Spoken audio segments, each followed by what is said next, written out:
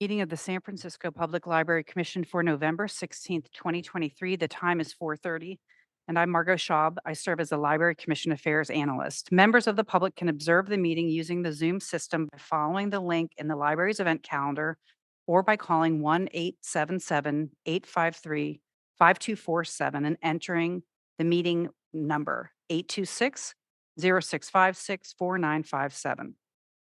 Pursuant to instructions from the mayor's office that all commissions adopt the Board of Supervisors' new rule eliminating remote public comment except as necessary for accommodations, the San Francisco Public Library will discontinue remote public comment after the November 2023 commission meeting.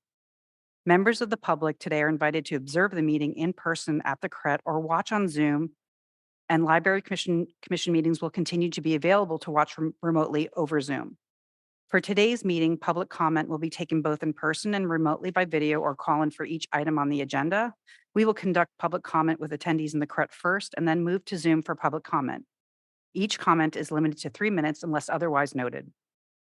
To make public comment when connected by phone, please raise your hand by dialing *9 to be added to the remote queue for the agenda item you intend to comment on. Individuals joining by Zoom should click the raise hand button to be added to the queue. Mike Smith with Media Services Operations will moderate Zoom virtual public comment. Mr. Smith will call upon Zoom attendees by name or caller number for each attendee who wishes to provide public comment. If we experience any technical issues with Zoom, we will recess and try to address the issue.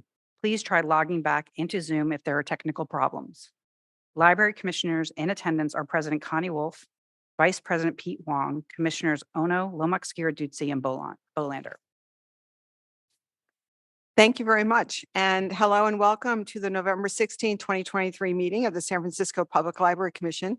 Delighted that many of you were able to get here today, given all the activity, exciting activity in our city.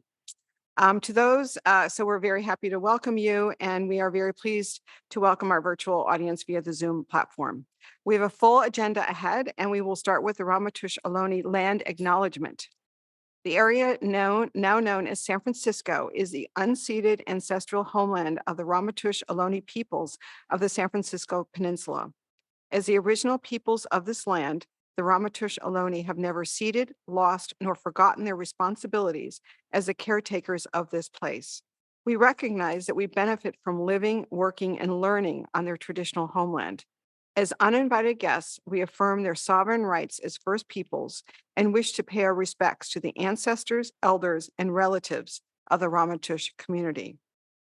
If you have not already done so, all the materials for this meeting are available to download on the Library Commission webpage at sfpl.gov or here in the back of the CRET auditorium. Today, we have a total of 6 agenda items, and we will begin with item number 1, which is general public comment.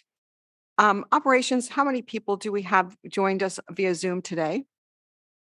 Madam President, at this time, we have 6 people in the queue. Thank you very much. We are going to begin with public comment here in CRET, and then we'll follow with our Zoom participants. At this time, members of the public may address the commission on items of interest to the public that are within the subject matter jurisdiction of the commission. The public has the opportunity to address the commission on today's agenda items when that item is called. General public comment is now open here in CRET.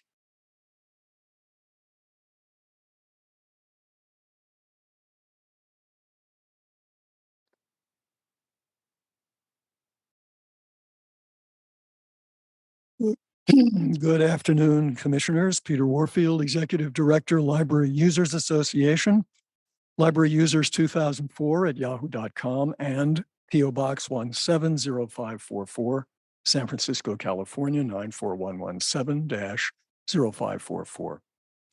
I see we have 5 commissioners out of 7. I haven't heard the roll call. That's the usual custom to do roll call at the beginning of the meeting. I have a couple of points. The first one is that the library has, in a very peremptory way, announced that there's going to be no remote public comment after this meeting, starting basically with the next meeting in December. This is a fundamental issue of open government. This is a fundamental issue of access to the public to make public comment. And it seems to me that the appropriate thing to do would be for the policy body of the library to have some say and to take some action, which you've already done, but without ever putting it on the agenda, without ever having a discussion, without ever having an announcement. And the agenda gives no explanation for why this is being done or by whom. Has the Library Commission decided, without having a meeting or an agenda item, to change the way it's providing public access for public comment? I haven't seen it. And it's not even on the agenda today for any kind of announcement or discussion or anything else. We heard the commission person speaking at the beginning and referencing a mayoral order. I would certainly like to see that, and that's an information request. But there was no such explanation on the agenda or for the public in general, nor on an agenda item, nor anything else for the public who may not have heard that momentary mention. Whether or not the mayor has made an announcement, it seems to me that it's appropriate for you to take the decision formally on this issue, even if you agree with the mayor. I'd also like to say that there's more trouble on the social media world, which you repeatedly tout on publicity, even though the Surgeon General and other testimony, including Francis Haugen at the Senate 2 years ago, has said can be toxic, and especially to kids. Francis Haugen testified at the Senate 2 years ago, and I've mentioned it every meeting, and you haven't included it in the minutes, that Facebook prioritizes profits over safety, especially for teenagers. So let's leave it at that for this moment. Thank you very much.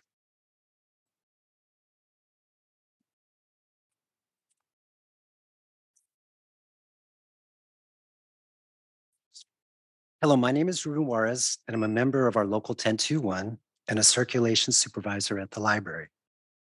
At the last commission meeting, there was some talk regarding labor and unions during the open discussion segment when the commissioners weighed in on the strategic planning initiative.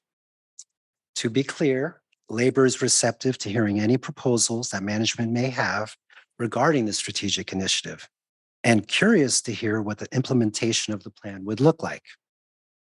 We too share the concern that was raised by Commissioner Mall over the prioritization of safety in our work sites for both our patrons and our staffs. We know going into a bargaining cycle next year that for our library to keep its status as a preeminent department, that we need to be fully staffed up. These are just two of the items that are important for all our library locations, staffing and safety, and need to be addressed in any substantive strategic plan. Thank you.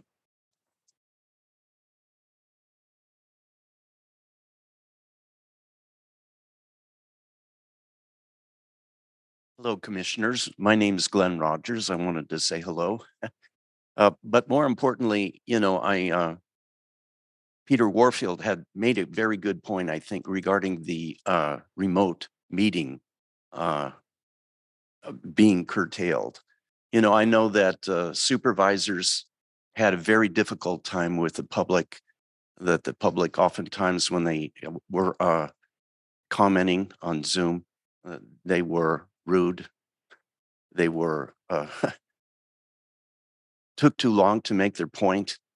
And it would take many hours additionally for the supervisors to finish their meetings with the public with the Zoom app. That being said, the people that you have here are very well behaved, and they don't exercise that kind of behavior. I know for myself that I have a competing meeting on Thursdays when you have your meeting. And it's not always easy for me to come here, but it would be easier for me to come if you had a Zoom meeting. So I would support Peter's comment that please, allow us to be able to meet with the Zoom here as well as in person. Thank you.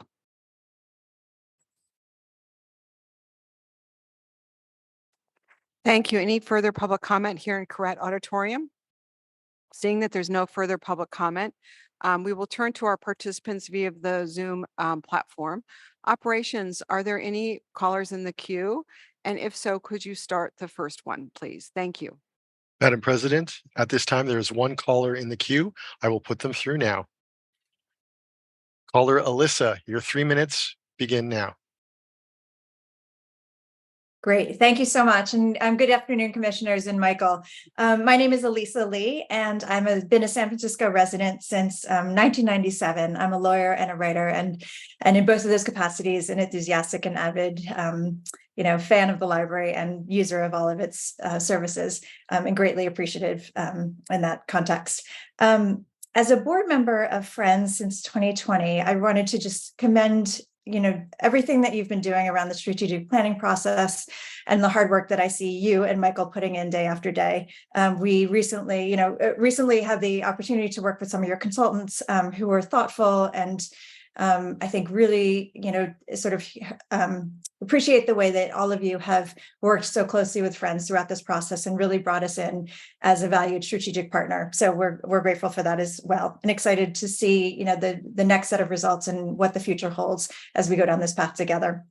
Two things I wanted to highlight for you that are going on with Friends. One is our efforts around fundraising. As you might have heard, we had a hugely successful year last year with the success of the Library Laureates Gala, which we very much see, as part of this larger partnership that we share with the library. And coming off the strength of that event, we've just kicked off our year-end fundraising campaign. We're seeing a huge response from people who want to show their support to the library.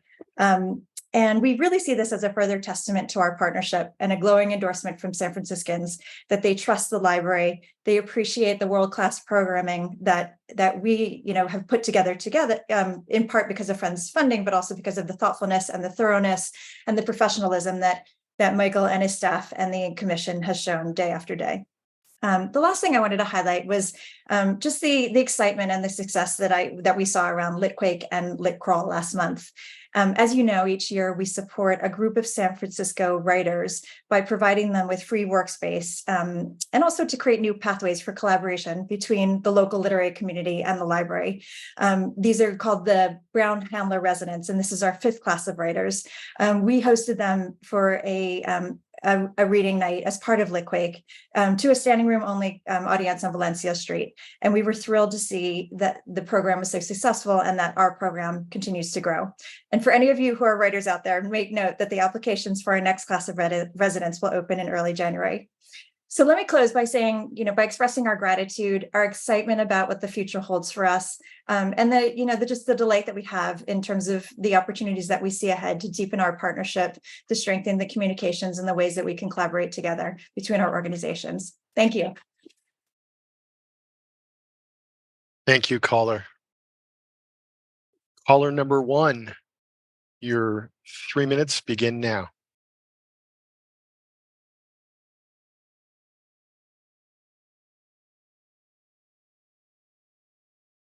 Can I be heard? Yes. I share Mr. Warfield's sentiments. I'm very, very concerned about the prohibition against remote public comment, and this is the last meeting you're permitting that in a most undemocratic fashion. I think the mayor must be in on this. It's very sad to see this happening. I do think the mayor has a tendency to be very undemocratic in her ways of conducting public business.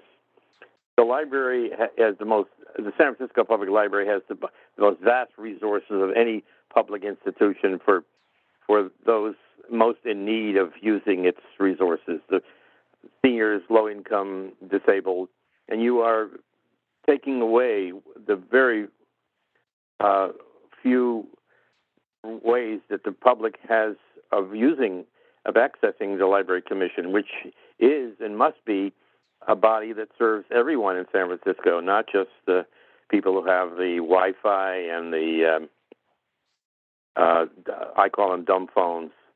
So I'm very, very concerned. This is part of Mayor Breed's attack on people who have very, very limited access to public resources. And this includes her recent attempts to demolish rent-controlled housing, which I know it's not your purview, but it's definitely part of the public discussion that we all must participate in. I think the late, great Martin Luther King is turning over in his grave that these undemocratic actions should be happening in San Francisco. Thank you.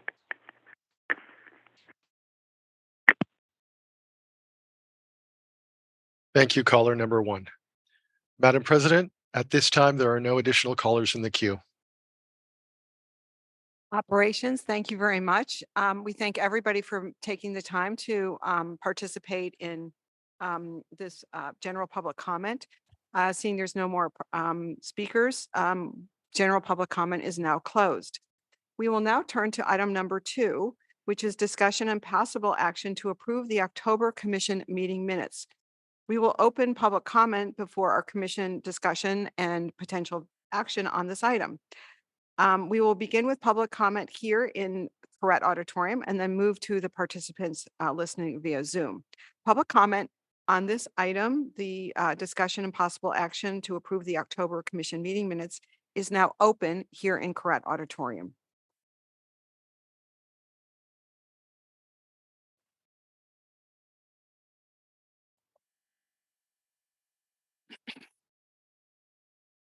Peter Warfield, Executive Director, Library Users Association, Library Users 2004 at yahoo.com, and P.O. Box 170544, San Francisco, California, 94117-0544.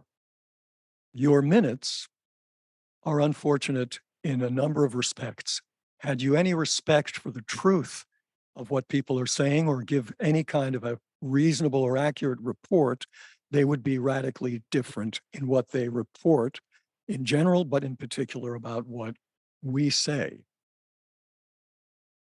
Item 1, it says that I said the agenda does not make any note about how people can access the meeting and the way to join. No, I did not say that.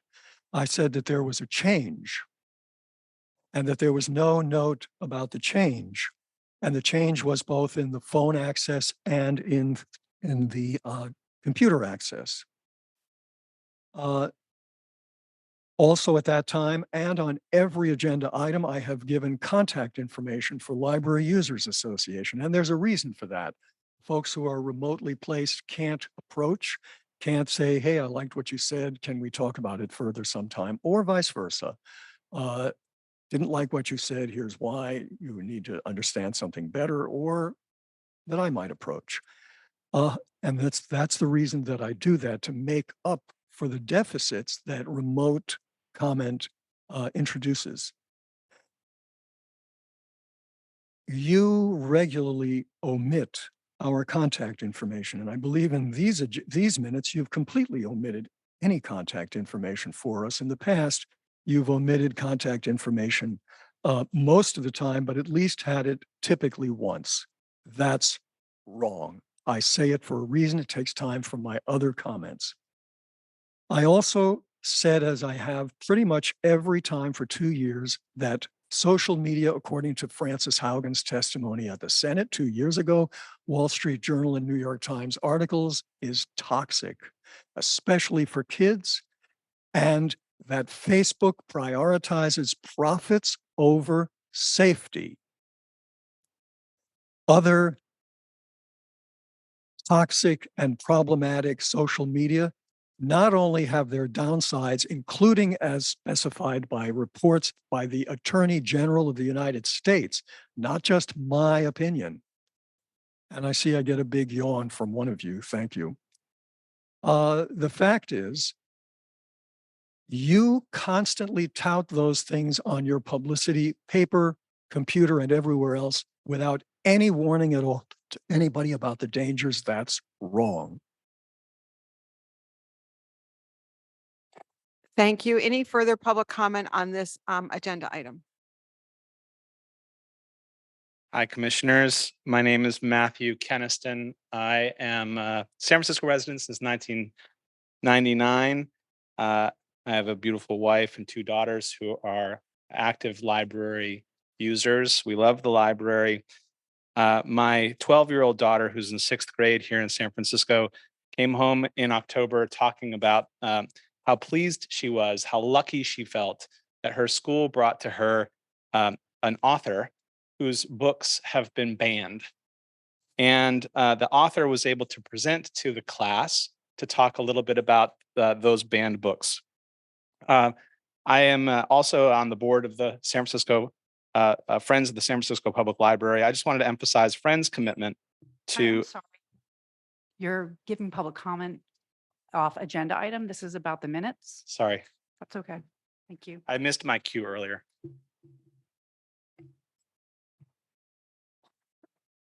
Thank you for your understanding. Any further public comment on the agenda? Hearing correct? I'm sorry, on the minutes here in Correct Auditorium. Seeing there's no further public comment here in Correct Auditorium regarding the minutes, we turn to our participants via the Zoom platform. Operations, are there any callers in the queue? And if so, please put them through. Madam President, at this time, there are no callers in the queue. I will pause briefly to allow additional callers to raise their hand.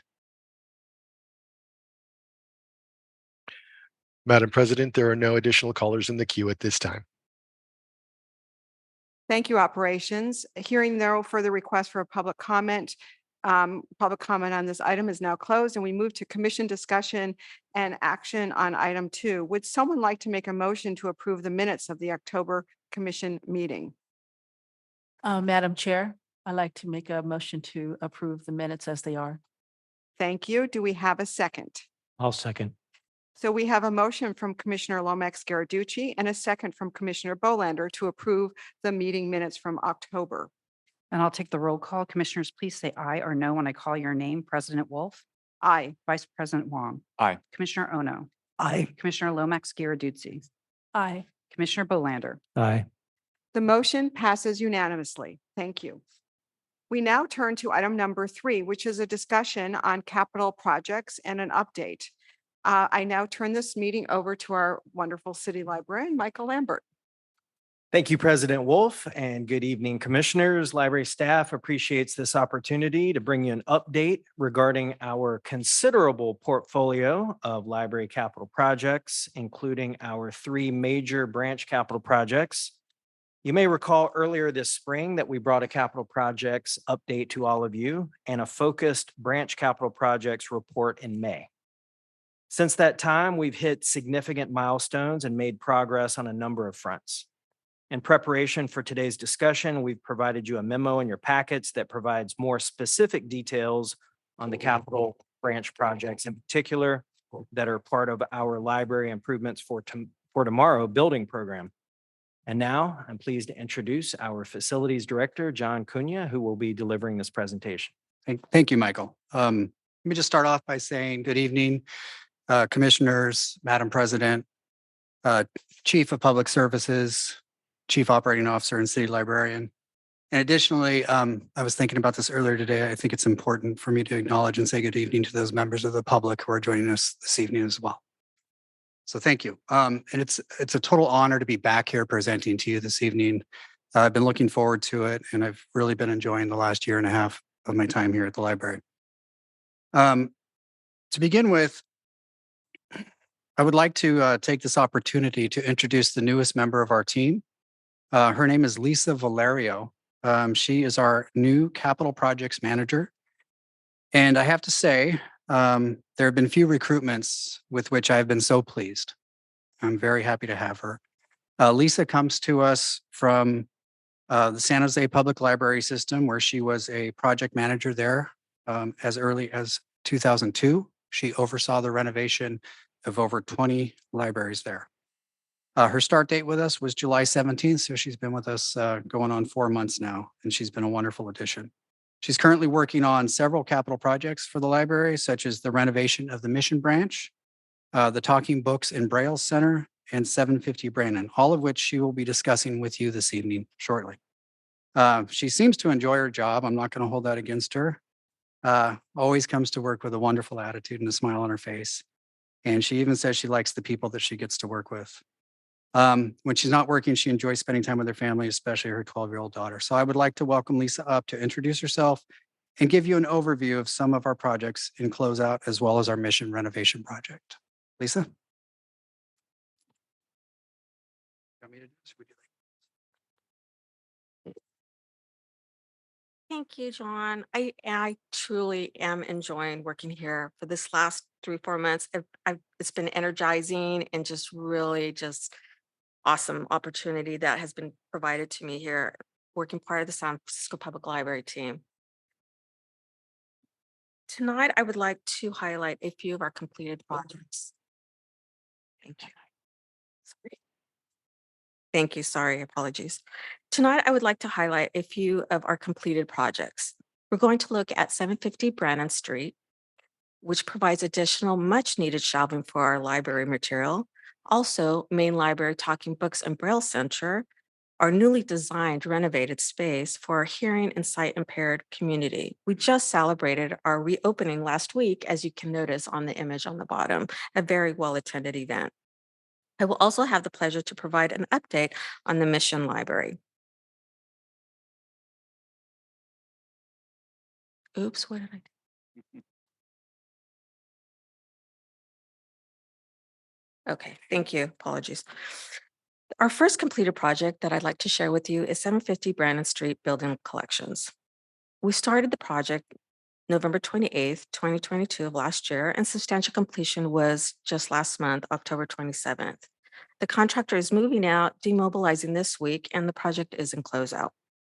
During project implementation, facilities unit identified a large discrepancy with the flooring and compact shelving compatibility and requirements. This resulted in a need to level the floors in the 3 library building collection rooms. If this was not corrected, it would impact operations, access to the collection programmed in that space, as well as safety. Thus, in mid-project, a significant yet worthy change order was initiated. The concrete floors were remediated to achieve the required flatness, and also support the assist vehicles that are required for staff to access the collection. This project will centralize historical and periodicals collections here at Main Library and be moved to this 750 Branham building. As we close out this project, we anticipate savings from the total project funds. The library will be working right now with Public Works to complete the final inspections and closeout of this project.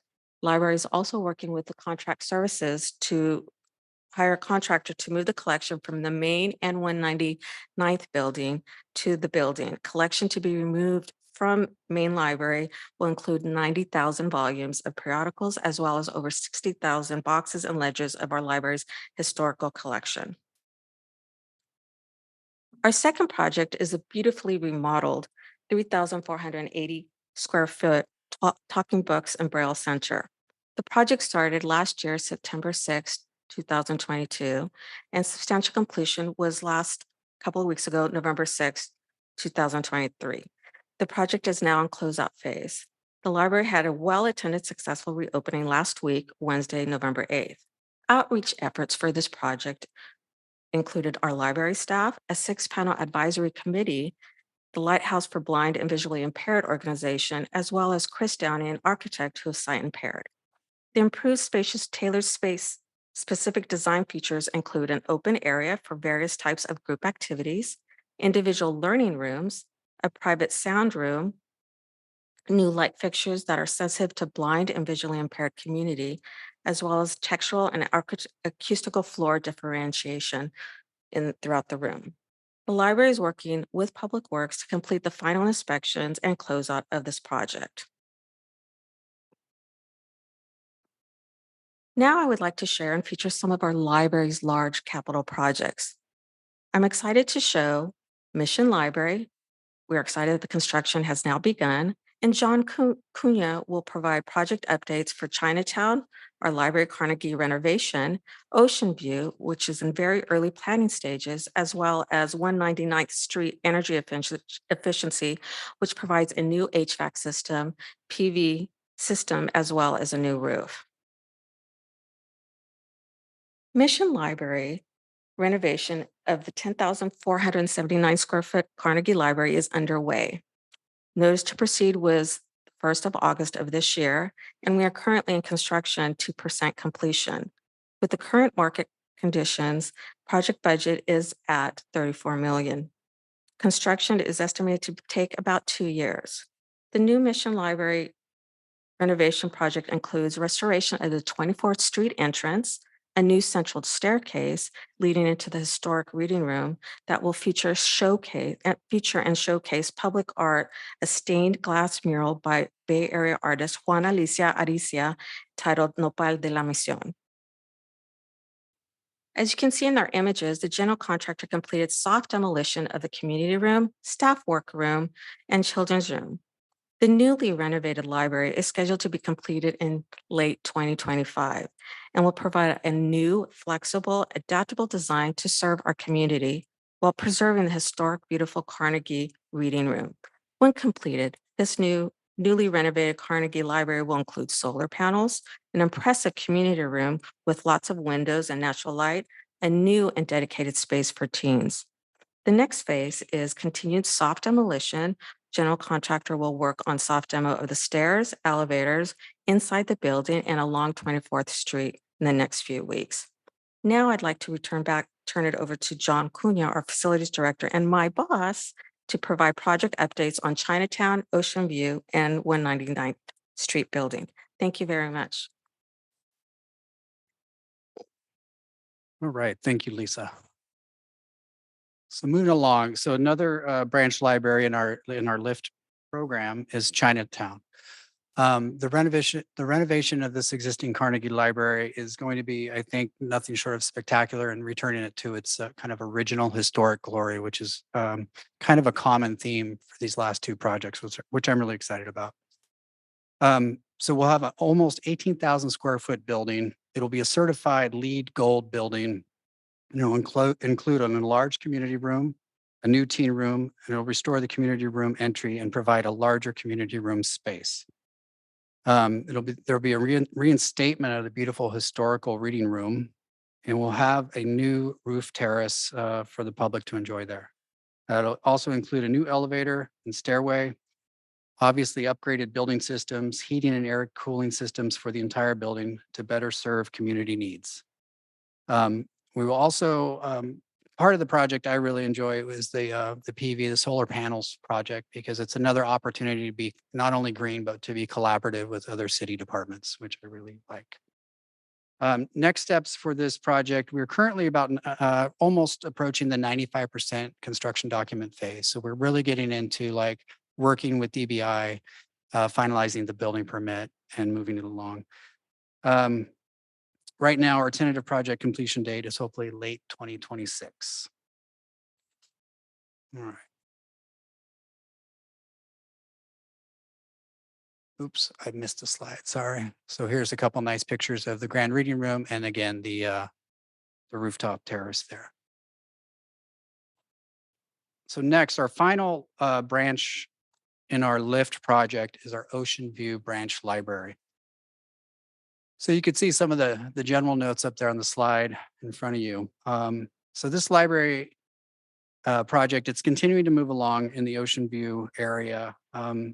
This particular LIFT project is unique because this was originally planned to be a renovation of the existing branch. The library has been very receptive to feedback from the community as early as 2019, in which we heard loud and clear that the community wants a new state-of-the-art facility, much larger than the existing one that's there now.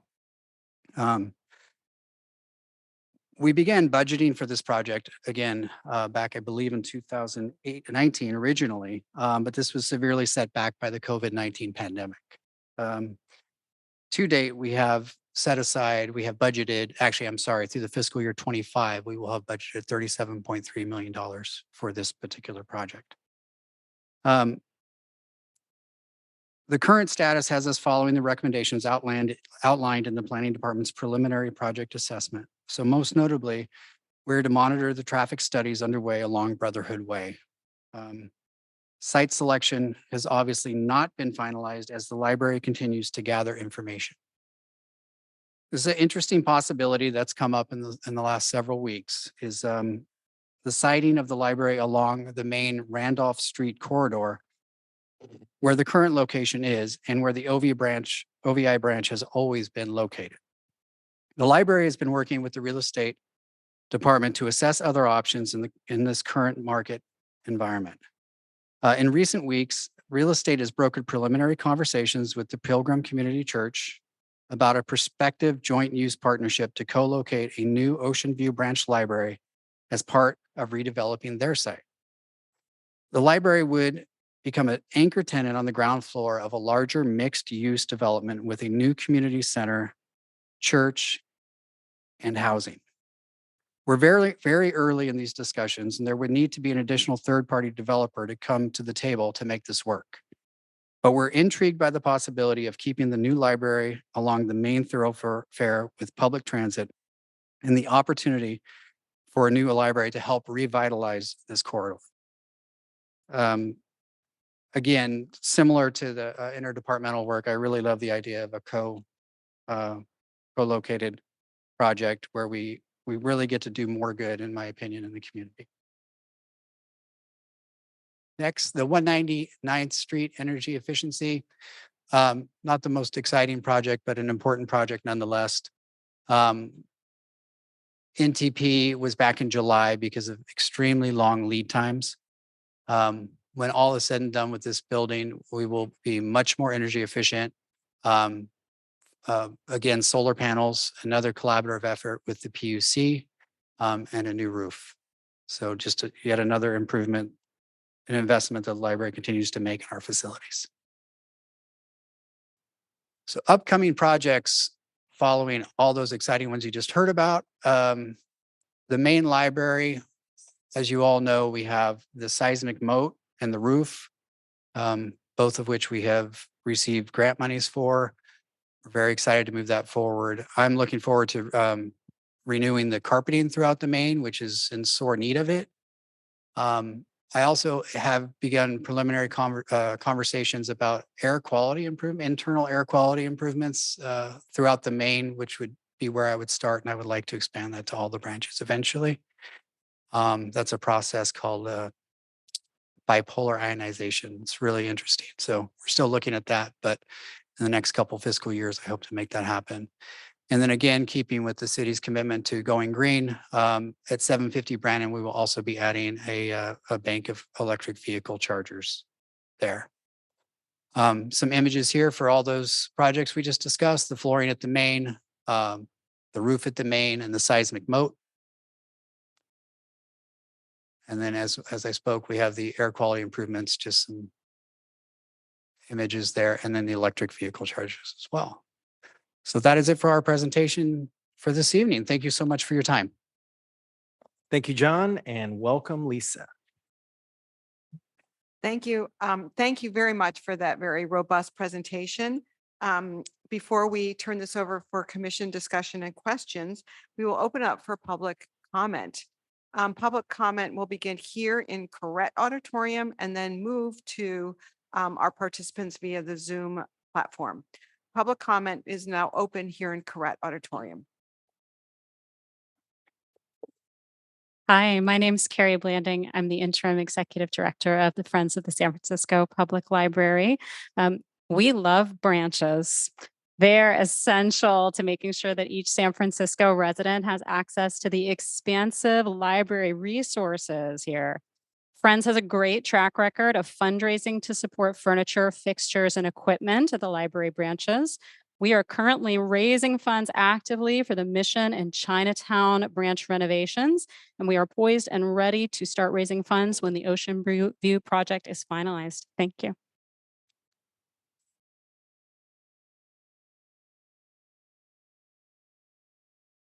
Hi, Glenn Rogers here again. I just wanted to mention that idea of having the IT Bookman and the public library together was an idea that I had about a year ago, 6 months ago. I'm so glad that that has come back again, because that particular location really does, could really create an economic center there that is not presently there. But all that being said, I wanted to talk to you about the present location for the library at Orizaba and Brotherhood Way as a critique. I wanted to mention, and I'm sure this might be of some interest to some of the people here. The new location of the Ocean View Library at Orizaba Avenue and Brotherhood Way is an attractive nuisance. Daily and often, 10 to 20 times a day, cars cross a double yellow line on Sagamore Street and enter Orizaba illegally. The new library location is 1 block away from an intersection where dangerous sidecar shows have taken place. At different times of the year, the sun blinds those driving cars beside the library, creating a hazardous driving situation. Traffic speeds down Sagamore Street unimpeded because of the poor design of the superblocks created during the time the neighborhood was being constructed continues to be a problem. For as many as 4 blocks, in a regular neighborhood, cars travel down Sagamore Street faster than they would normally. Adding to the intrinsic design flaws of the neighborhood is the fact Orizaba Way is especially narrow, causing cars traveling in opposite directions to need to back up or park in a vacant driveway if space is unavailable until other cars are free to pass. The addition of a signal light here would cause traffic to back up, creating a traffic nightmare similar to what is present at Ocean Avenue and Geneva Avenue. All that being said, a traffic light at that location would also be blinded by the sunshine at different times of the year. And for all of these reasons, this location at Orizaba and Brotherhood is a bad location. And thank you for considering a new one. Thank you. Any other further public comment here in Correct Auditorium? Seeing there's no further,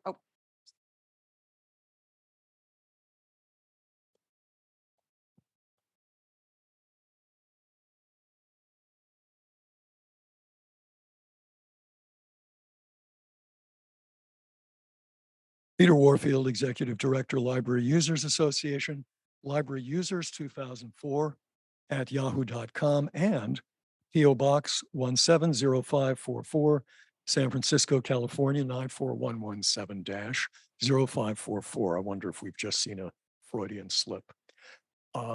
With respect to the presentation, thank you for having it. In the back of the room when I arrived just prior to the meeting, there was only the agenda and none of the explanatory documents. And that's quite contrary to what the library's tradition has been, so that people who might drop by can have a chance to look at all of the materials. I did ask the city librarian, and he gave me some of those materials, most of them, but not every one of them. Suggested I go to the information desk to get the minutes, which would have made me late for general public comment or more. So, first of all, I'm curious whether the Historic Preservation Commission has been involved in any of the planning or any reviews or approvals. That I think is appropriate, especially for the historic libraries. Second or third, I appreciate the storage that you're providing for the magazines and the historical material, but whatever happened to the concept of open shelving for the public? Browsing is a key way that people enjoy and do research, and that's true for people who don't even use the catalog or don't know or don't care or don't like it, but also for advanced researchers. And to relegate history and older magazines, I think is very, very disappointing, to put it mildly. I think there should be some effort to provide open access. With respect to mixed use, I would certainly, well, prefatory, I would like to, I agree with the previous speaker about the dangers of the current plan. I've talked about that before. I walk around a lot and have been around the city a lot. This is one of the most dangerous places and scary places to cross, where the current location is located. There's a curved road and you can't see what's coming, and those cars are moving at very high speeds. That's in addition to all the other things that Glenn has mentioned. Mixed use is very problematic. I consider the Glen Park branch, while a pleasant spot, it's almost completely invisible from the street. I don't like the idea of a library, an important civic institution, especially well-funded as here, taking basically second place to other businesses. Thank you. Thank you very much. Any further public comment here in Correct Auditorium? Seeing there's no further public comment here, we turn to our participants on the Zoom platform. Operations, if there's anyone on the Zoom platform who would like to make public comment, could you please put them through? Thank you. Madam President, this time there is one caller. I will put them through now. Caller Susan, your 3 minutes begin now.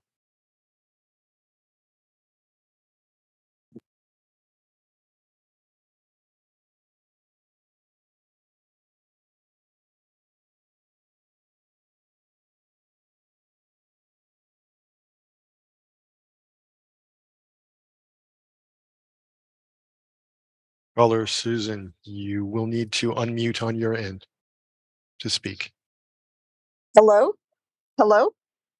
We can Hello? hear you.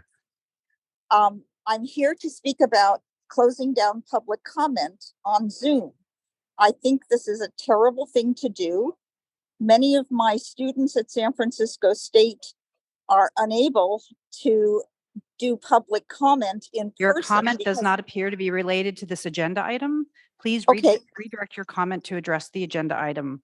Okay, when can I address this? When can I address this issue on public comment? During general public comment, which is the first agenda item we had today. Oh, I just got out of class at San Francisco State. I'm sorry I missed it. And I still think you should not close down public comment. Thank you so much. Thank you, caller. Madam President, at this time, there are no additional callers in the queue. I will pause briefly to allow additional callers to raise their hand.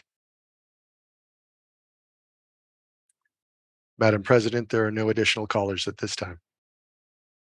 Thank you very much, Operations. Seeing that there's no further public comment via the Zoom platform or here in Correct, public comment is now closed on this agenda item. And we invite John and Lisa up to the podium so that the commissioners can make comment and ask any questions. First of all, I just want to welcome Lisa to the team and thank you for being so enthusiastic about it. And before I open this up, I'm just wondering whether someone can clarify to me, what is 199th Street? 199th Street is one of our non-public buildings. So our chief of Maine has her staff, her offices there. It's a very utilitarian building. We use it for a lot of different purposes. It's also kind of a distribution, which I mean, I would hand that over to Michael because when it comes to the library portion of it, I don't know. I could tell you what kind of windows are in it though, but Yeah, the library part. as a point of clarification, our chief of branches is located over I'm sorry, there. Thank you. And also our chief of collections and technical services. And how large is it? How what? How large is it? I'd have to get back to you on that, Madam President. I believe, I'd need to look that up to give you square just was footage. curious, 'cause I wasn't sure what it was. Okay, so. Yeah, I just could wanna follow up with you on clarify that. Before we open it up for. Before we open it up for public comment, just so that we all knew what, I had a feeling I wasn't the only one that didn't know what it was. So I now open it up for Commissioner Ono, if you would like to ask any questions or make any comments. Thank you. Yes, very good question. We should always know what's going on with the different buildings. John and Lisa, welcome aboard.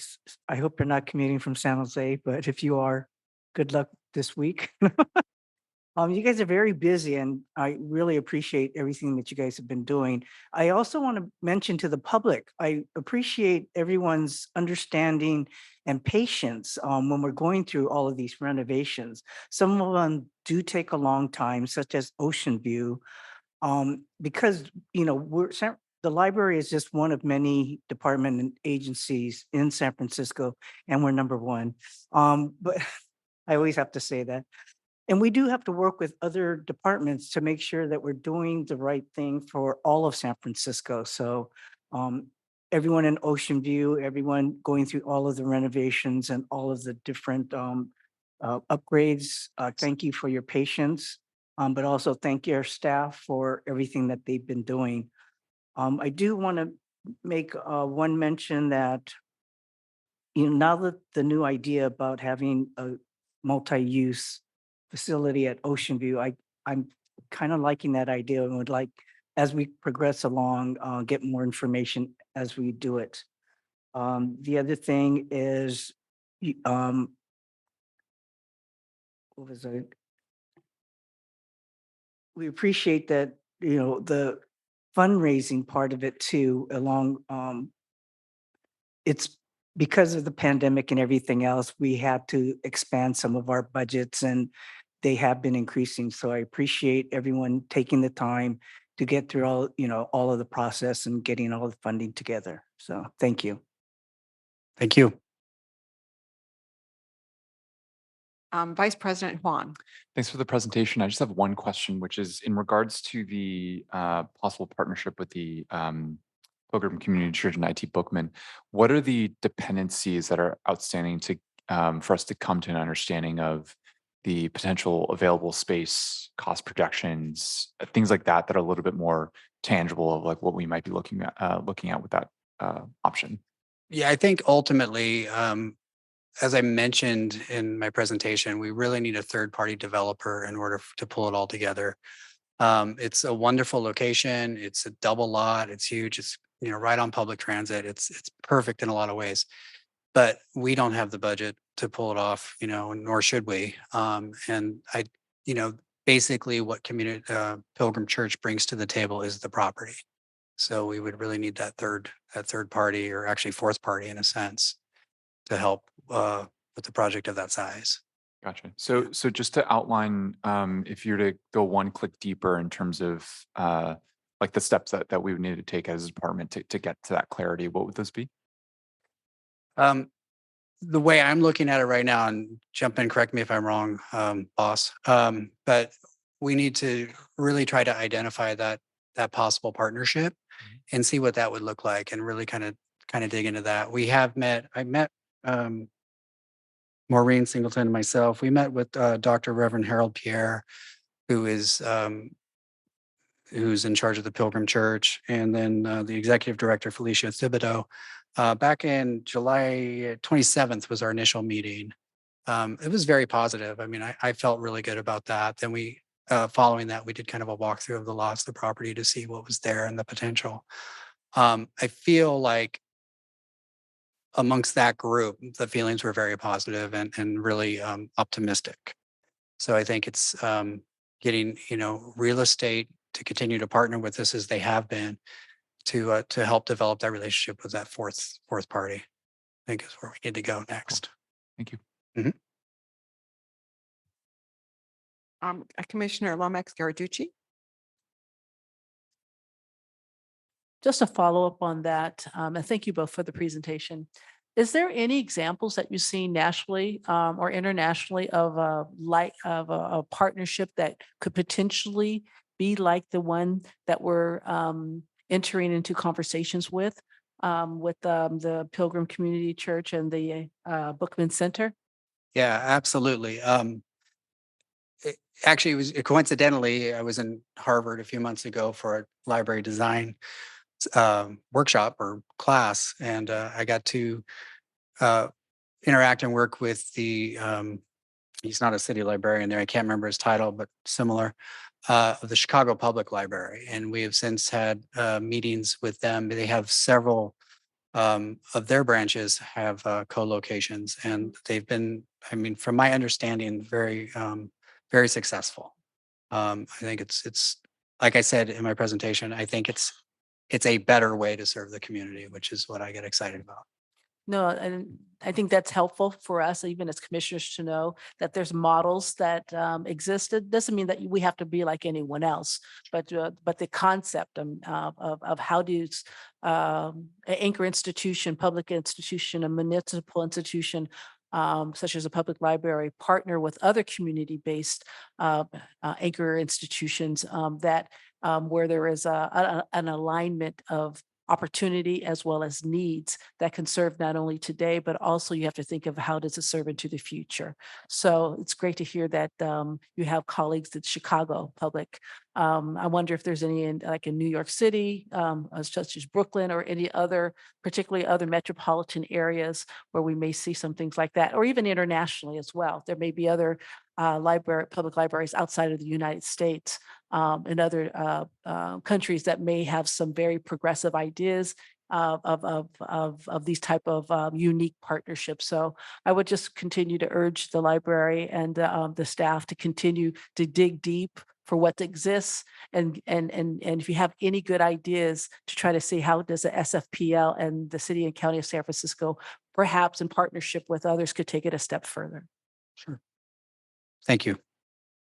That was wonderful. There's always lessons learned from these projects of, always asking, if you could start over again, what would you do different? And so this is, we can sort of leapfrog over that. So thank you for those comments. Thank you, fellow commissioners, for your comments. This was a great report. I think you talked about 7 different activities that you're working on, the 750 Brannan, the talking books. I went to that opening. It was the most inspiring thing I've had in a long time. It was fantastic. The 2 Carnegie buildings, we're so fortunate that Carnegie made an investment here, that project here in the Bay, in San Francisco. Ocean View, 199th, now that we now know what 199th is. And then of course the updates here at the Main. I think this just demonstrates the breadth and depth of what we do, what you do, and how our real estate is such an important part of who we are, that notion of our buildings. We talk so much about the ebooks and our physical books and our programs, but we are one of the only city departments, one of the few, where actually these bricks and mortars pace is so critical to who we are, our mission, and how we serve the city so well. I'm very excited about the idea of creating a new library. And I know it's frustrating to so many that it takes a while, but the reality is that we have one chance to get it right. And we have to do our due diligence at every step to do the right thing, because it's going to cost us a lot of money. And we need to be responsible to the citizens of San Francisco with their funds. And I'm excited to that there's progress in thinking about, we're looking at 2 different sites and kind of keeping those both going until we can land in a great place. So just want to say thank you for the work you do to make sure that our bricks and mortar serve us and all the citizens in such meaningful ways and beautiful ways. So thank you. Thank you. We will now go to item number 4, which is always a favorite, the city librarian's report. And so I turn this back over to City Librarian Michael Lambert. Thank you, President Wolf. Before we move from that last agenda item, did you want to say something, Maureen, our Chief Operating Officer? Oh, I was just going to say, I actually can answer your question about 199th Street. This is the beauty of access on my computer. It is a whopping 43,182 square feet. And it does serve all of those back of office support. It's receiving of materials, prepping them to go out and be dispersed throughout the system, and does house our administrative the Chief of Technical Services, as well as COB as well, Chief of Branches. Thank you very much for that clarification. Sure. All right, and now we will move on to the city librarian's report. So thank you, President Wolf. We have a number of presenters this evening, and I'm pleased to introduce our first presenter. Jen Wu is our Family Engagement Coordinator in our Community Programs and Partnerships Division. And she's going to get us started with a presentation about First Person. This is our celebration of Native and Indigenous peoples' heritage. Jen, take it away. All right. Good evening, library commissioners. My name is Jen Wu. I'm the Family Engagement Coordinator with Community Programs and Partnerships. I'm here, albeit with a heavy heart, with the struggles of Indigenous peoples throughout the world due to imperialism, white supremacy, capitalism, and patriarchy. I'm still here with the library staff in our community to celebrate and center the Indigenous people living in the Bay Area in our first person celebrations. Great. For the second year in a row, we were hosts to the annual American Indian Film Festival. The festival celebrated Native American and Canada's First Nation cultures through film made by, for, and about Indigenous storytellers with the goal of promoting cultural exchange and understanding. This work was a joint effort with the Racial Equity Department and the Stegner Environmental Center. At Anza Branch, dive into color as creation with Ocean Escalante, an Indigenous artist from Oakland. Explore eco-friendly dyeing with foraged plants, slow color creation, and get how-to guides for your own artistic journey. Noe Valley Branch Manager Mary Fobbs Guillory holds an event on natural ink-making methods utilizing twigs, leaves, and berries. They have so many signups that they've had to add another session.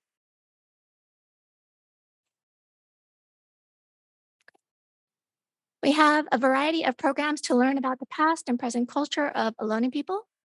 Just recently, Magazine and Newspaper Center hosted News from Native California. This publication is available in many formats at SFPL. Golden Gate Valley celebrates Native Californian food with cookbook author Sarah Calvosa Olson of the Karuk tribe. Attendees will receive a copy of Calvosa Olson's book, which features seasonal recipes. And of course, a book list. So please dive into the Native American Heritage Month with a curated book list by the Reader's Advisory Committee. These books feature thrillers, chillers, memoirs, fiction, and nonfiction by Indigenous writers, teen fiction by Indigenous authors, new children's books affirming and celebrating Indigenous history and experiences, and recommendations adapting Native American culinary traditions for today. We have also programs designed for youth and their families, and we've been seeing an increase in librarian requests for intergenerational programs, otherwise known as all ages programs, where the whole family or adults can attend and enjoy the program together. A year ago, I was introduced to Carla Marie and Desiree Munoz, the Ohlone sisters, members of the Costanoa and Rumsen Carmel tribe. We invited them into our spaces over the summer with the result of our patrons being delighted by their presence and stories. The Ohlone sisters are returning to not one, but 3 locations to share songs, stories, regalia, languages, and special relationships from the Ohlone culture. Those locations would be Excelsior, West Portal, and Bayview.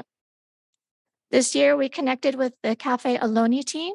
Cafe Ohlone is an East Bay restaurant honoring Indigenous food and family in a one-of-a-kind culinary and educational experience. The founder is Vincent Medina of East Bay Ohlone, and Louis Trevino of the Rumsen Ohlone will be sharing their wisdom with the Ortega Branch community. Medina and Trevino will discuss the role of food and Ohlone culture past and present. A light snack and tea tasting will also be provided. Reservations are required, so claim your spot in this exciting evening with the Ohlone Cafe. In addition, instructor Kalori Roanhorse, an expert in Native American beading and owner of Navajo Dreams Authentic Handmade Jewelry, teaches the basics of jewelry design and beading. And Kalori is a fan, has fans in both patrons, the community, and also librarians alike. And speaking of jewelry making, the Mission Branch community will be visited by Laura Cedillo this winter. Laura is a program coordinator at the Native American Health Center and is no stranger to working with her community to provide services and programs. Mission Branch and Studio have been collaborating closely and often for a year. Librarians offered a series of tech help instructions to elders at NAHC. Studio has offered a Native Story Corner at SFPL's Dia de los Niños event. Mission Branch with National Park Service hosted the NAHC community to field trip with the NPS shuttle and rangers over the summer.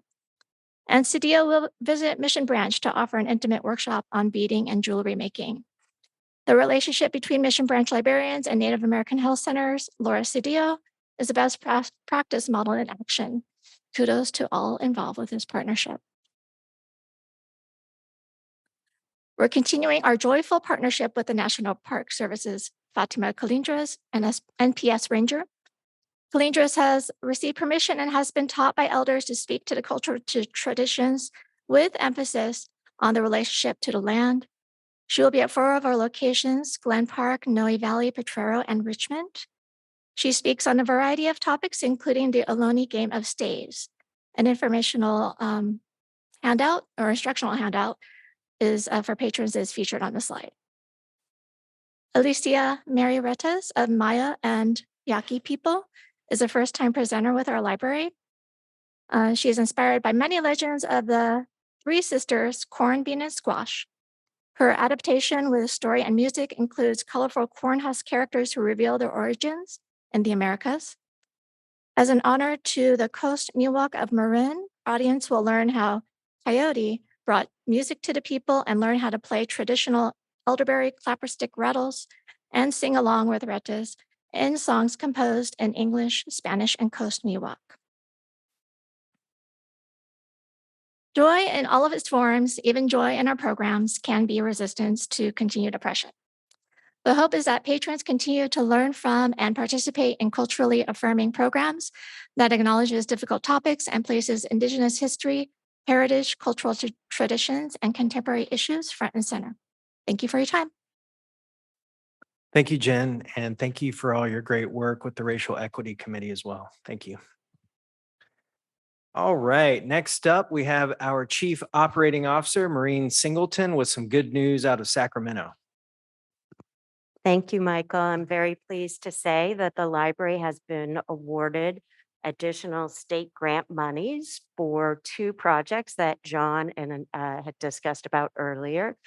It's for the roof project here at the main library, as well as the seismic moat. And we received a total grant of $6.3 million. And the library is required to match that amount, which we have budgeted in previous years. And thanks to your approval processes, those monies are available. That allows us to be eligible for this grant source. So I'd like to particularly thank the amazing team in facilities and finance who worked together to get this grant application in. And for our friends over at the Department of Public Works that helped us identify all the eligible expenditures that are part of these projects so that we can maximize the amount of money that we can get from the state. So next step in the process is to go through the Board of Supervisors process to accept and expend the grant monies. We will be doing that over the next month or so, and then moving forward with these projects and bringing them to fruition. So it's great news. It's always helpful to get additional funding to help defray the total costs of these projects, which are well over $12 million. And I'm happy to answer any questions after public comment. But again, big thanks to the team who pulled it all together. It takes a lot to put in grant applications, and the administration of the grant afterwards will also take a lot of work. And I'm going to pre-thank the finance folks who are going to be doing all of that. So thank you. Thank you, Maureen. Congratulations to you and your team. And this is fantastic news. Ultimately, securing these monies, our fair share from the state, frees up other library preservation fund dollars that we can then invest in all of the other capital projects in our portfolio and allows us to really stretch our dollars. All right, our closer today is Michelle Jeffers, our Chief of Community Programs and Partnerships. and she's going to tell us all about the annual report for fiscal year 23. Hi, good evening, commissioners. Indeed, I am Michelle Jeffers, the Chief of Community Programs and Partnerships, and here to talk about the annual report. Like you, every November, I'm very thankful that the annual report is done. So I give thanks. I would be remiss if I didn't mention that this report this year is the work of our wonderful communications team, really specifically our communications director, Kate Patterson, and our graphic design supervisor, Betty Ho, with contributions from Jamie Wong and Kelly Sheehan, and only very minor contributions from me. But I'm so glad to see it's basically done. You do have a draft of it, and we will be going to print very soon, and it will also be on our website with all the other city departments' annual reports. So you can look forward to that. As I mentioned, the annual report this year strives to be very readable, very kind of quick glimpses at things, data driven, of course. And so I want to talk about the budget first, which of course is kind of why you do an annual report. This slide reflects our remarkable $185,700,000 annual budget. As always, the bulk of our costs, as you can see, are our dedicated staff, but also the vital collections that we maintain. And I'll talk a little bit more about our collections as we go forward. Also highlighted is the grant funds that we receive from our partners, our wonderful partners, the Friends of the San Francisco Public Library. We spent about $700,000 in grant funds last year, most of it supporting programs like the First Person program that Jen just spoke of, and all our other robust public programming, cultural celebrations, poets and author talks, literacy and learning and career building classes, STEM learning, children and family programs, and of course, the award-winning Summer Stride program. But funds also went to work on our racial equity efforts, as well as our professional development trainings for our staff. Again, more data for the win here. You have previously received a presentation about our $12 million record-breaking circulation this year, but I also wanted to highlight that we added more than 450,000 items to our collection. We also did tremendous business and public programming, and we importantly grew a lot of our computer literacy and jobs and career programs this year. So I think it was worth highlighting all those major milestones in our report. And speaking of our collections, as I promised, I love this slide because it highlights what's really popular among our community, and the rich level really of the popular resources that we are able to provide to that community. Everything from the beloved children's author Dave Pilkey to also the equally beloved Taylor Swift to the Academy Award-winning film Everything Everywhere All at Once. But I'm also proud to note up at the top of the slide that our annual One City, One Book, This Is Your Hustle, as well as two of our On the Same Page selections when no one is watching, and last night at the Telegraph Club, were among the most popular checked out books for the year. So our book clubs really do have an impact on our circulation. Sorry, it's going slow. Many of our staff showed up to celebrate those 12 million checkouts on a Friday morning here at the library. And it was also combined with our annual service pin celebration ceremony breakfast, which is always such a feel-good event for our staff. So we really wanted to reflect that, again, highlighting our wonderful staff. A few more remarkable milestones for the year includes our own Ocean View branch manager, Jana Ray Cabrera, who was named Library Journal Mover and Shaker this year. That's one of the highest industry honors for librarians. We saw the return of the annual Potrero Branch Art Show, which is in its 62nd year. It's noteworthy for being one of the oldest, if not the oldest, community art shows in San Francisco. We also won a statewide PR award for our Library Love Letters campaign. Thought that was worthy. And of course, our career online high school graduation. Over the pandemic, we graduated a number of students, and we were able to bring 9 of them back this year to have a little celebration with their families here in the Corrett Auditorium. It's always so amazing to hear these people and how their lives have been changed through graduating from high school with their libraries. And of course, we want to share some branch love. Our branches are, of course, the heart of our library system and bring such joy to their neighborhoods. And future joy is coming with our capital improvements that you heard about at Mission Branch, which is underway, Chinatown coming soon. And this report also highlights the California Building Forward State grant that we received to make some of these projects a reality. And finally, our racial equity work. This report highlights all the work they've done this year, including the culture of learning that they've really started for our staff with dedicated trainings and meetings like the Library Real Talk 2.0, an informal staff conference to build community around racial equity among staff, our communication efforts via podcast and a newsletter, as well as the BIPOC and LGBTQ plus staff affinity groups that they've started really for staff to find common ground and support amongst each other. And that concludes my report to you today. But we wanted to end with this lovely quote from one of our graduates. So thank you. Thank you so much, Michelle. Another banner year, enriching community, empowering individuals, transforming lives. And thank you so much to our partners at the Friends and Foundation of the San Francisco Public Library for all your generous support that makes this happen and possible. Thank you. And that concludes the City Librarian's report. Fantastic. We will start with community comments public comments before we have discussion and questions from the commissioners. We will start with comment here in Correct Auditorium and then move to the Zoom platform. So we welcome public comment here in Correct. Thank you. Hi, commissioners. My name is Matt Keniston. This time I didn't miss my cue. I serve on the board of the Friends of the San Francisco Public Library, where for the last 4 years, I've had the privilege of acting as the treasurer of the board, as well as the chair of the finance committee. I'm delighted to make a public comment to celebrate the library's annual report and to thank the library for including a very colorful page highlighting Friends' support for the library. During my tenure, the board and the terrific staff at Friends have provided millions of dollars of support to our amazing library. Friends is proud to provide annual support for signature programs that benefit San Francisco residents who use the main, our 27 branches, and the innovative book kiosk on Treasure Island that I had the good fortune of celebrating on opening day with District 6 Supervisor Matt Dorsey and City Librarian Michael Lambert, several members of the library staff, and an excited group of library users. Support for system-wide youth and adult programming, Summer Stride, One City, One Book. If you haven't read that book, by the way, this is Ear Hustle, highly recommend.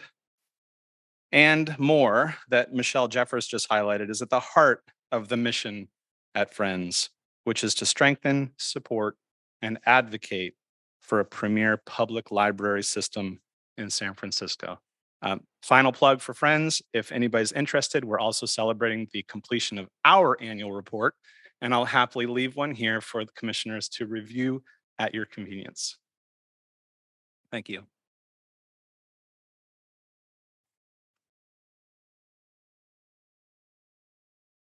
Other further public comment here in Correct?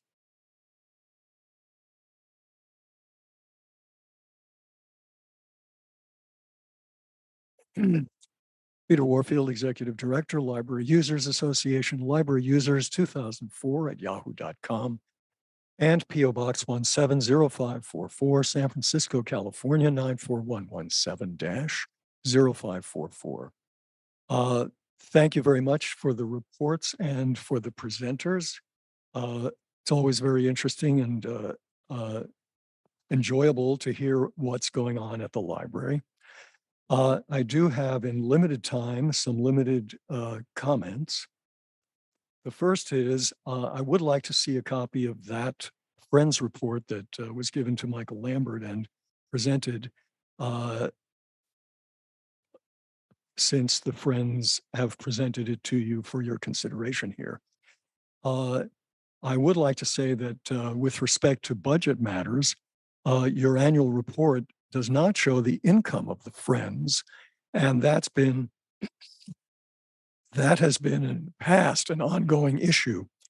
How much do the Friends keep from what they collect? At one time, I recall a previous chair of the Library Commission asking the Friends to guarantee or promise that they would give a certain percentage of what they received, presumably on behalf of the library, and they never did. They were very, very uncomfortable about having to do that. And in the past, previous people doing research found that the Friends kept 90% of what they took in and only gave 10% or even less at various times to the library. With respect to the graph of circulation, it's surprising that it doesn't show what a previous graph of circulation showed, which is that books are tremendously strong in their comeback as the library opened physical locations. When you show these percentages, you unfortunately don't show how much and to what degree and at what points, what level of open hours affected the circulation of books. And since the library was actually fully closed for quite a while and only has partially recovered, it still has not given full hours pre-COVID to the public. It's chopped every evening hour, and that's not what it previously had in terms of the strongly desired by the public evening hours.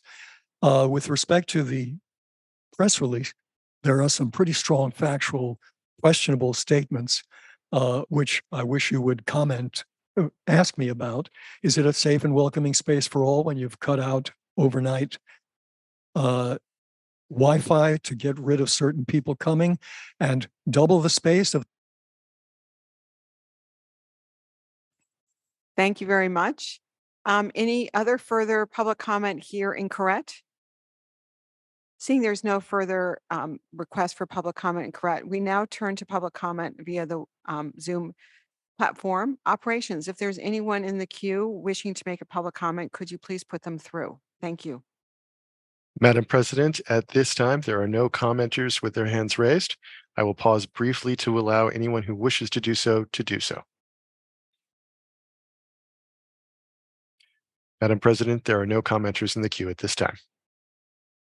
Thank you very much, Operations, and thank you to Jen Wu, Maureen, and Michelle for their great presentations. You may just stay available in case anyone would like to make a comment or ask a question.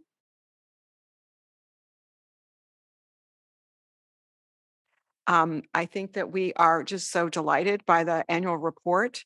We are so inspired, Jen, by what you have created, the kind of robust programming to reach out to the Indigenous communities, but also to engage the larger population in learning more and understanding more deeply about traditions, cultures, and beliefs. And Maureen, bravo to your team. Really fantastic news. I know I can't even imagine what it's like to prepare a proposal for the state review. So I can really want to thank you. And I can then only imagine the reporting mechanisms that are required to receive the funds. So we really appreciate that. The annual report really does capture the spirit of all that. I mean, I still think it's probably just the tip of the iceberg of all that happens here, but it really does capture that spirit. And we're so grateful. I also just want to thank again the Friends and welcome to Carrie as the interim executive director. We really do really cherish and treasure our partnership and look forward to a new chapter as you seek a new executive director, and look forward to learning more about what you've accomplished through your annual report. So with that, we will conclude item number 4. And thank you again to all the staff, because all these documents, all these programs do not happen in isolation. They really take a village, and really it's amazing what this staff does produce monthly, daily, hourly, and by minute. So thank you. We will now turn to item number 5. Which is discussion and possible action to approve the 2024 commission meeting schedule. I will turn this over again to City Librarian Michael Lambert. Thank you, President Wolf. We have followed the same convention as prior years, the third Thursday of the month, with the exception of the month of February when we're engaged in budget approval. So we have this draft commission meeting schedule for your perusal and potential action to approve this evening. And we really appreciate your consideration of this 2024 commission meeting schedule. Thank you very much. Before we open this up for conversation, a discussion here with the commissioners, we will open it up for public comment here in Correct and then move to the Zoom platform. Public comment is now open in Correct Auditorium.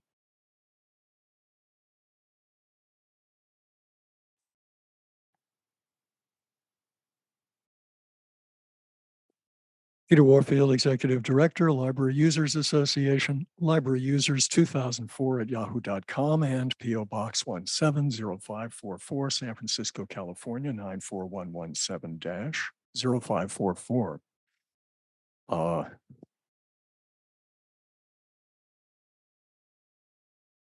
We've said it before to no avail, and I'll say it again. The commission meeting schedule might be convenient for management at the library, but it's certainly not convenient for the public. And if you had more of an interest in the public's views on matters, you would do what many other places do, which is have their meetings at a more convenient time for working people, people who go to school and the like. And that would be to have a later start time. We had actually a good example where you shut down somebody who wanted to make public comment on item 1. The remote speaker said that she was at work until 5 o'clock and couldn't get away from work at all, and certainly wouldn't be able to come down here when you're already well advanced on the agenda.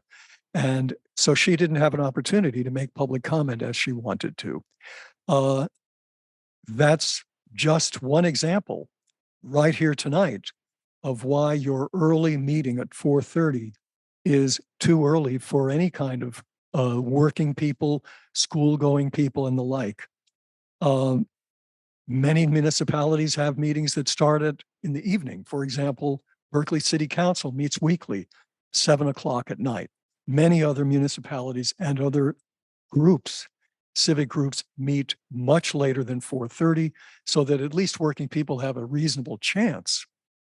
I know that the commission met later in past years, and I would urge you to consider public participation, whether by viewing, listening, or speaking. And especially if you're not having remote public comment, that cuts back on public comment even more. This is a decision that you've got to make when you have your meetings and also how you have access to them. And I think that you seriously should consider what the public wants and needs and start your meetings much later, perhaps 6 or later. Thank you. Thank you very much. Any further public here in Correct Auditorium? Seeing there's no further public comment, operations. If there's anyone in the queue via the Zoom platform, could you please put them through? Thank you. Madam President, at this time, there are no callers with their hands raised in the queue. I will pause briefly to allow anyone who wishes to do so to raise their hand. Madam President, there are no callers in the queue at this time. Thank you very much, operations. Seeing there's no further request for public comment is now closed. And I now turn the conversation to the commissioners for a possible vote. Would you mind putting up the date just so that we have it? Thank you. I just want to be sure that everyone has a chance to review this before I ask for a motion to approve the 2024 Library Commission meeting schedule. Can we have a motion from a commissioner? I motion. Thank you. A second? A second. We have a motion from Commissioner Bolander and a second from Commissioner Huang to approve the 2024 commission calendar. And I'll take the roll call. Commissioners, please say aye or no when I call your name. President Wolf, Aye. Vice President Huang, Aye. Commissioner Ono, Aye. Commissioner Lomax-Giarduzzi, Aye. Commissioner Bolander. Aye. The motion passes unanimously. Mark your calendars now before you forget. I think that's more to me than anyone else. Okay, now we turn to item number 6, which is adjournment. We will start with public comment before our commission discussion and vote on this item. Public comment on adjournment is now open here in Correct.